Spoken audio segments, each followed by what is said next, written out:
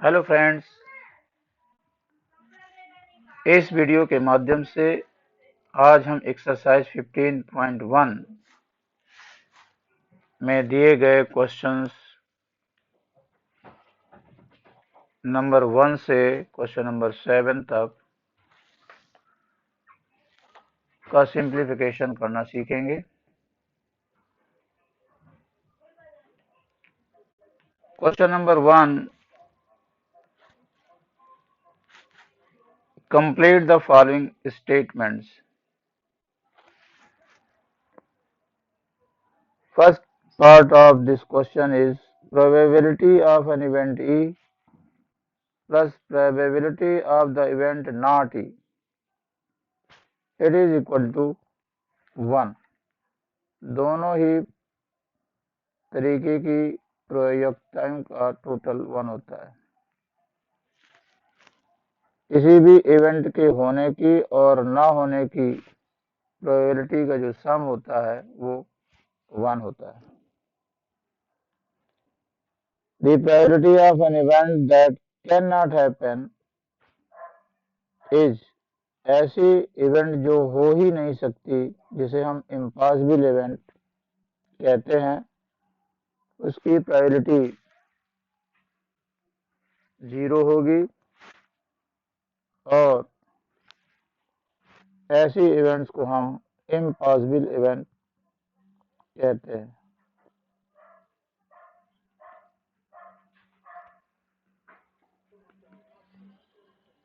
Now third part, the probability of an event that is certain to happen, जिसका होना निश्चित है, ऐसी इवेंट्स को हम श्योर इवेंट कहते हैं और उसकी प्रोबेबिलिटी जो है 1 होती है।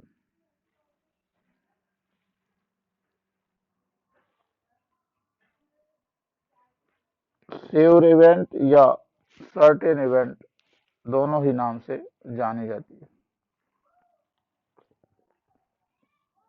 The sum of the probabilities of all the elementary events of an experiment is 1.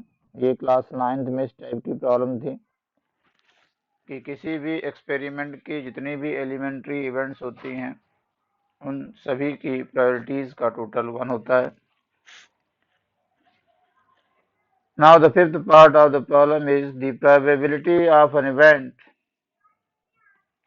is greater than or equal to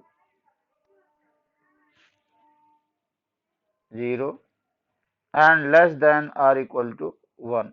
ये फार्मूला है। इस तरीके से क्वेश्चन नंबर 1 कंप्लीट हुआ। आगे बढ़ते हैं क्वेश्चन नंबर 2 की ओर। Which of the following experiments have equally likely outcomes? Explain. इनमें से जो एक्सपेरिमेंट्स दिए हुए हैं, इनमें किस एक्सपेरिमेंट्स के जो आउटकम्स हैं वो इक्वली लाइकली हैं और किसके नहीं। A driver attempts to start a car. The car starts or does not start. यहाँ एक ड्राइवर किसी कार को स्टार्ट करने का अटेम्प्ट करता है।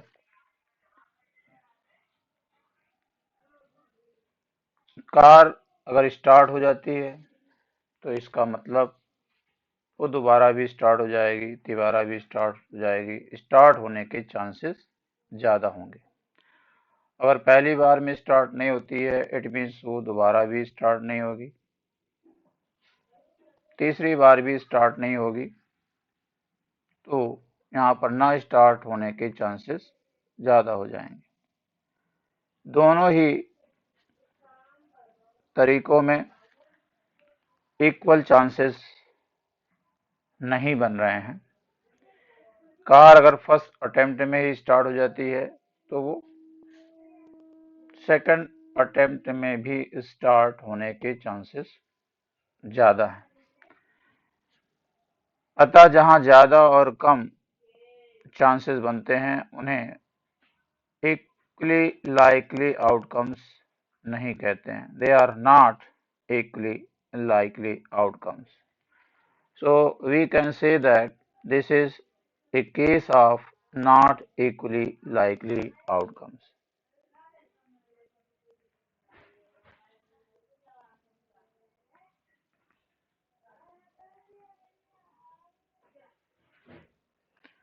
Then second part, a player attempts to shoot a basketball.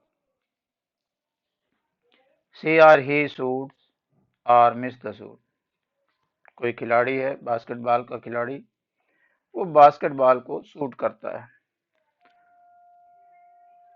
इसका मतलब ये है कि अगर उसने फर्स्ट अटेम्प्ट में ही बास्केटबॉल को शूट कर लिया तो दूसरे में भी उसके चांसेस शूट होने के ज्यादा बनते हैं। तो यहाँ भी ज्यादा और कम की स्थिति पैदा होती है, तथा हम कह सकते हैं कि it is also case of not equally likely.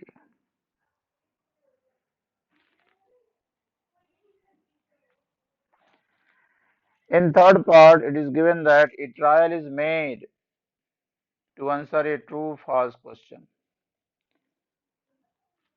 यहाँ पर एडवांस में हमें मालूम है कि या तो क्वेश्चन ट्रू है या फॉल्स है, दो ही चांसेस हैं।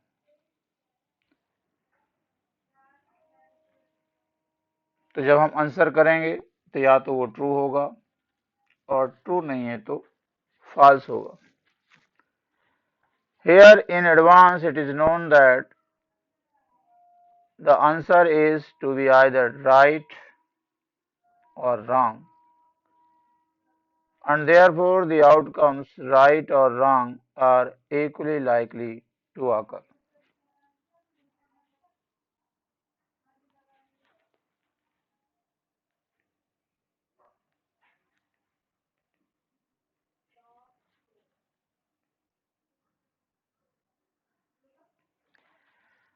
In fourth part, a baby is born. It is a boy or a girl. इस केस में भी हमें ये एडवांस में पहले से पता है कि पैदा होने वाला बच्चा या तो बॉय होगा या गर्ल होगा। दोनों के इक्वल चांसेस होते हैं, वो पैदा होने वाला बच्चा बॉय भी हो सकता है और या फिर गर्ल हो सकता है।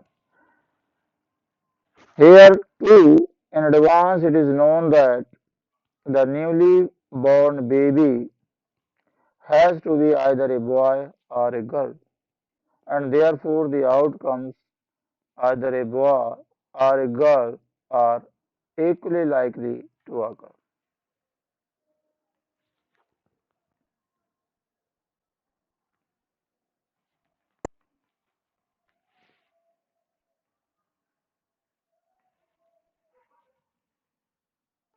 Now third question is, why is tossing a coin considered to be a fair way of deciding which team should get the ball at the beginning of a football game?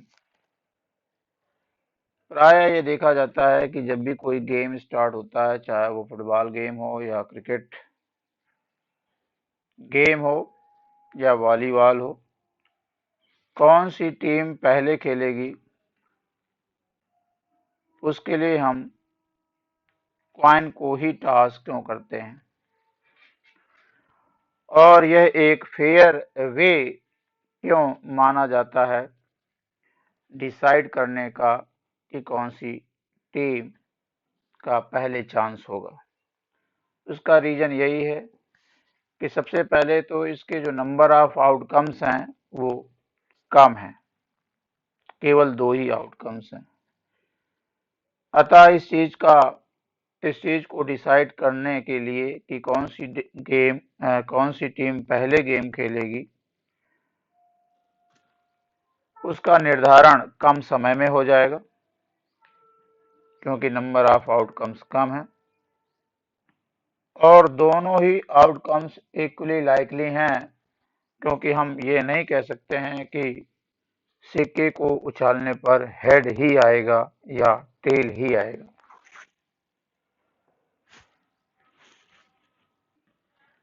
Since tossing a coin has only two outcomes, head and tail, which are equally likely and unpredictable, so in no time we can decide which team will start first.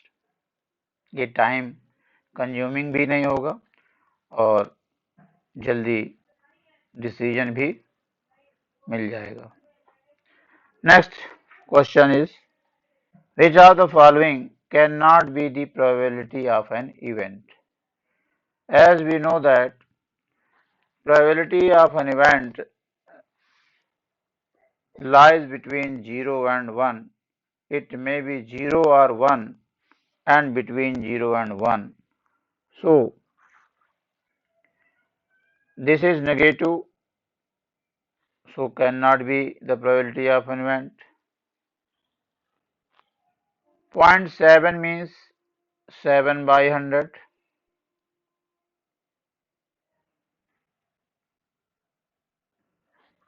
which is less than 1. 2 by 3 is also less than 1 but greater than 0. 15% means 0.15. It is also less than 1. This is also less than 1. So 2 by 3, 15% and 0.7 can be the probability of an event, but minus 1.5 cannot be the probability of an event. So our answer is B. The next question, if PE is 0.05, what is the probability of not E? As we know that probability of an event E happening plus probability of an event E not happening is equal to 1,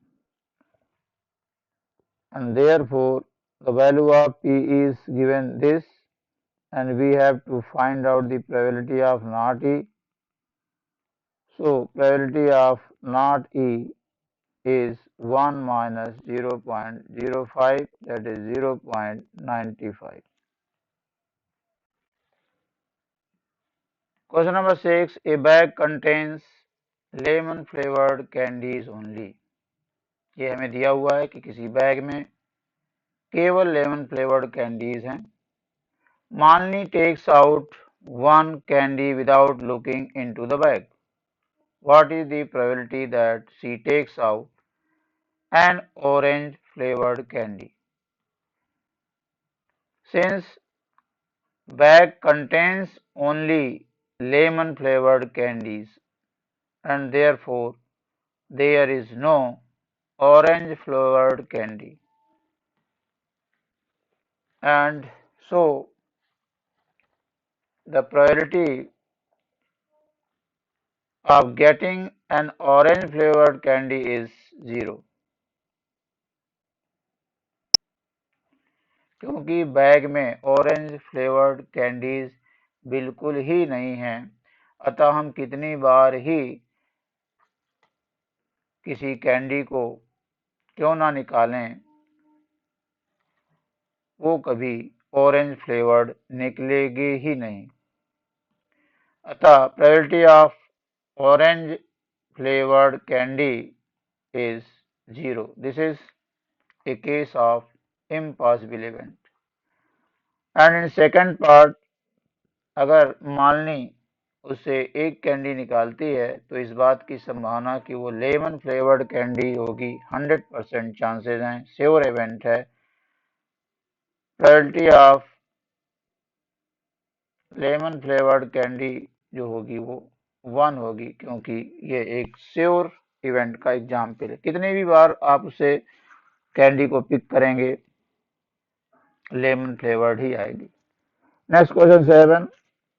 It is given that in a group of 3 students, the probability of two students not having, ये not की probability आगे दिया हुआ है, not having the same birthday is 0.992. So what is the probability that the two students have the same birthday? यहाँ पर इसी फार्मूले का जैसा कि अभी क्वेश्चन नंबर 5 में यूज किया गया था कि probability of E plus probability of not E, ये दोनों ही कॉम्प्लीमेंट्री इवेंट हैं, इनकी प्रोबेबिलिटीज का टोटल 1 होता है। यहाँ पर नॉट की प्रोबेबिलिटी दी हुई है और प्रोबेबिलिटी ऑफ ई पूछ रहा है 0.992, and therefore probability of E means probability of E means the probability that the two students have the same birthday is equal to 1 minus 0.992, that is 0.008. इस वीडियो में मात्र इतना ही। उम्मीद है कि प्रोबेबिलिटी से रिलेटेड एक्सरसाइज 15.1 में दिए गए question number 1 to question number 7 आपने समझा होगा। वीडियो देखने के लिए बहुत बहुत धन्यवाद। Thank you.